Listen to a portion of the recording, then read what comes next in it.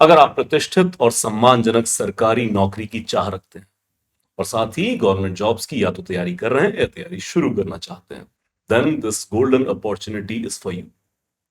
Chandigarh administration के department of personnel ने Chandigarh administration के डिफरेंट डिपार्टमेंट्स के अंदर क्लर्क्स और स्टेनोटाइपिस्ट की पोस्ट अनाउंस की है।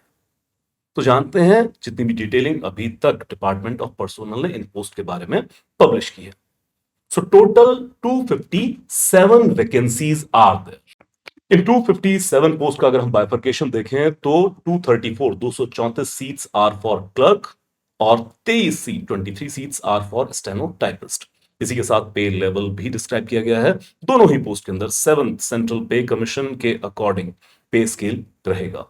हम ये भी जानते हैं कि 8th पे कमीशन ऑलरेडी बैठ चुका है और उसकी भी रिकमेंडेशन जल्दी आ जाएगी, तो उम्मीद है कि ये पे स्केल बहुत जल्दी अपडेट कर दिया जाएगा। साथ ही याद रखें अभी एप्लीकेशन फॉर्म ओपन नहीं किए गए, ये खास तौर पे याद रखें। सो अभी ये पोस्ट सिर्फ अनाउंस की गई है। 6 अप्रैल से फॉर्म ओपन होंगे और अभी लास्ट डेट टू अप्लाई भी नहीं दिया गया है क्योंकि प्रॉपर नोटिफिकेशन नहीं है, अभी सिर्फ पोस्ट की अनाउंसमेंट आई है। सिलेक्शन प्रोसेस जो अब तक का रहा है, हालांकि डिटेल हमें पता लगेगी नोटिफिकेशन आने के बाद। जब नोटिफिकेशन आएगी हम फिर से एक वीडियो के जरिए सारी डिटेलिंग आपसे साझा करेंगे। जो सिलेक्शन प्रोसेस है वो अब तक का जो रहा है वो ये है, सबसे पहले रिटन एग्जामिनेशन होगा, वनडे एग्जामिनेशन होता है एमसीक्यू क्वेश्चंस के आधार पर।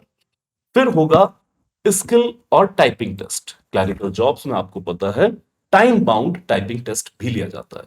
इसके बाद स्टेज आएगा डॉक्यूमेंटेशन वेरिफिकेशन का और फिर मेडिकल एग्जामिनेशन।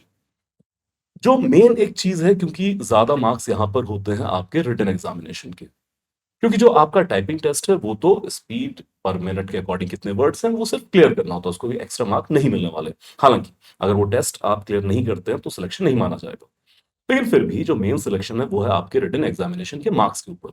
तो याद रखें टोटल 100 एमसीक्यू होते हैं और 100 ही मार्क का होता है, हर क्वेश्चन 1 मार्क का होता है और 2 घंटे के अंदर ये एग्जामिनेशन आपको सॉल्व करना होगा, ये एग्जाम देना होगा।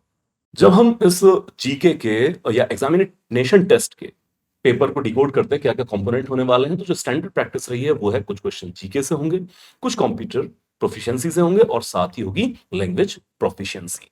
जैसे मैंने कहा कि नोटिफिकेशन आ जाने के बाद जो सिलेबस है इसको हम डिटेल में भी डिस्कस करेंगे। तो फिलहाल नोटिफिकेशन की वेट ना करें, इस एग्जाम की तैयारी आप अगर शुरू नहीं किए तो आप शुरू कर दें और पहले से तैयारी कर रहे हैं तो कमर कस लें और बेहतर तरीके से तैयारी करने के लिए।